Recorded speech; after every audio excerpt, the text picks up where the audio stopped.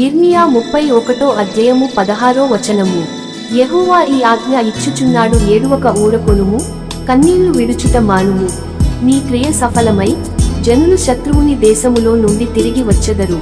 ఇదే యెహోవా వాక్కు. Jeremiah chapter 31 verse 16. Thus saith the Lord, refrain thy voice from weeping, and thine eyes from tears, for thy work shall be rewarded, saith the Lord, and they shall come again from the land of the enemy.